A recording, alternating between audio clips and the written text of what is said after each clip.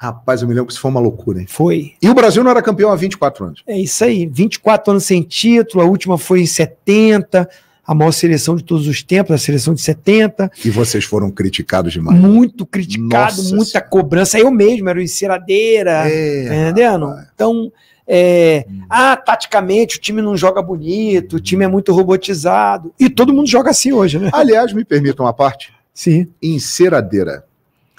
Isso foi uma das maiores covardias e injustiças da história do futebol. Quem viu o Zinho jogando? Flamengo, Palmeiras, Grêmio, Cruzeiro, né? Aqui no nosso futebol. E quem não viu, tem a oportunidade de ver aí no YouTube, vai perceber que isso foi uma grande idiotice. E uma injustiça até. Assim, até os meninos do Cacete Planeta, acho que eles viram que eu aceitei o pedido de desculpa do Galvão Bueno. Pô, lindo isso, hein? E aí eu fiquei sabendo que eu acho que não sei quem foi, gostaria de tivesse a oportunidade de me encontrar, falar. E eu já entendi, eles fiquem em paz, porque eu sei que foi um momento de Copa, de brincadeira, de humor, me prejudicou muito. Sim. Me magoou na época, não vou mentir, porque afetou a minha família. E quando mexe com família, né? Chato, com né? Com esposa, com pai, com todo mundo, Uhum. Não tem jeito. Porque a gente se defende. Claro. Eu ia lá, jogava, fui campeão. Mas a família sofre, né? Muito. A família sofre. Então isso eu fiquei triste, porque era um humor que muita gente ria, mas a minha família chorava. E você percebeu isso quando chegou aqui no Brasil? Percebi isso quando cheguei aqui, porque era uma forma de fazer um humor criticando o não gostar de um estilo de jogo da seleção. Uhum. Então não é uma brincadeira para se divertir. Sim. Não era uma brincadeira, não era uma brincadeira para falar uma coisa exaltando. Era para diminuir. Sim. O Zinho pega a bola e gira. E não entendi um sistema tático que foi montado, que você vê, a maioria dos jogadores de lado hoje, jogando, volta para marcar o lateral. É verdade. Todos no futebol mundial. O Manchester City, o time aí, o campeão. Pega lá o Grealish, pega o Bernard, se eles não voltam para marcar. Fazia. Se o De Bruyne não volta para marcar. Se bobear, até o Haaland volta ali para pegar um volante. Aliás, Tetra, a gente até falou sobre isso, né? E você falou muito do Zagallo, grande mestre Zagallo, que sempre nos acompanha. Você fez em 94 o que o Zagallo fez em 58 e 62. Sim. Né? O papel era aquele ali. Num time de futebol, você tem que ter um equilíbrio. E alguns jogadores têm que se abdicar, às vezes, de uma característica que ele, às vezes, faz no clube, que era o meu estilo, ponta esquerda driblador, no início de carreira, depois meia armador, no Palmeiras, no próprio Flamengo de 92, Sim. Campeão brasileiro, eu ganhei a bola de prata de melhor meia do campeonato. O Idemar Júniorzinho ali. É isso aí. Eu tenho 4 bolas de prata de melhor jogador do Campeonato Brasileiro.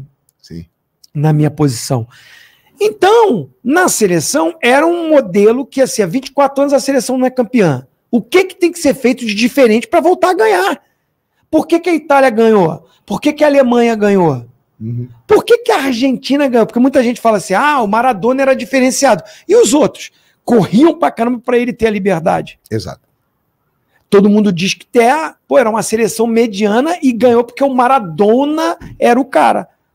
Tem que se destacar que tinha um comportamento tático sem a bola, que era uma seleção que tomava poucos gols, para o brilho do jogador diferenciado aparecer. Isso pode se dizer, então, em relação ao Romário em 94. Romário e Bebeto. Romário e Bebeto. Nós tínhamos um posicionamento de 2 linhas de 4, sem a bola, na linha do meio-campo, compactado para o adversário não ter espaço para jogar. Era o futebol europeu da época. A grande escola era a italiana. Uhum. E a escola italiana sempre foi destacada pela forte defesa, comprometimento tático. Uhum. E aí outros times foram fazendo, a Alemanha acabou ganhando. Hoje em dia é muito comum isso. Hoje em dia é muito comum, mas naquela época não era. Todo mundo lembrava a Copa de 70, a seleção de 82, que eu também era fã, sou fã. Fantástico. A maior seleção que eu vi jogar de 82, Uhum. meus ídolos. Mas algo tinha que ser feito. E o Parreira e o Zagallo determinaram disso. Compramos essa. E também uma seleção que se fechou, que não tinha oba-oba, que a imprensa não entrava dentro da concentração, não adiantava que a Fátima Bernardes não ia fazer matéria lá dentro. Sim. Eu citei o nome dela, que eu adoro, Claro. a Fátima Bernardes, maravilhosa, mas a Globo detentora, ela tinha certo Privilégios. privilégio de entrar, fazer matérias lá dentro, Sim. com tudo. E isso foi bloqueado, não só para a Globo, mas para todas as emissoras, para tinha entrevista quando acabava o treino, entrevistou, acabou. E na folga, quem quisesse dar entrevista, dava. Mas ali, na concentração, só a gente. Uhum. A gente comprou um barulho. Sim. Ah, já tem um modelo de jogo diferente. Não agrada. Ah, ganha, mas não é bonito. Ganha de 1-0. Ganha de... Eu me lembro que a crítica era muito pesada. Aê, parceiro, olha lá. É tetra! É tetra! Aí depois, passou um tempo, todo mundo reconheceu, todo mundo vê, e era a seleção do povo. Sim. Se você fizer uma enquete, a galera da época e tudo, nós fomos depois penta, né? Maravilhoso, aquele 2002. timaço de 2002, mas a seleção muito ficou na cabeça do povão, a seleção do tetra. Porque a gente saiu da fila, né? E resgatou o Brasil numa Copa do Mundo. Superação, né? Aquela coisa toda. Muitos jogadores jogavam no Brasil, coisa que hoje é difícil, estavam aqui no mercado. Então, isso tudo com o tempo foi passando, a ponto do Galvão Bueno pedir para ir na minha casa, gravar o filme dele, o documentário dele, ele fazia questão de ir lá. Eu falei, cara, é de coração? Não é por causa do teu documentário? Para querer... Sim. É o teu sentimento? No fundo do teu coração, você se arrepende de como você me criticava? Sim. E sabe como que eu vi isso? Porque eu vi uma matéria que você falou que assistia os jogos da seleção com um volume baixo para não me escutar. Puxa vida, hein? E é verdade, eu falei isso. Não, eu assisto a Copa do Mundo para ver a minha importância que eu tinha pro time com volume baixo para não ouvir o Galvão Bueno narrando, porque ele só me criticava. Sim, eu me lembro disso.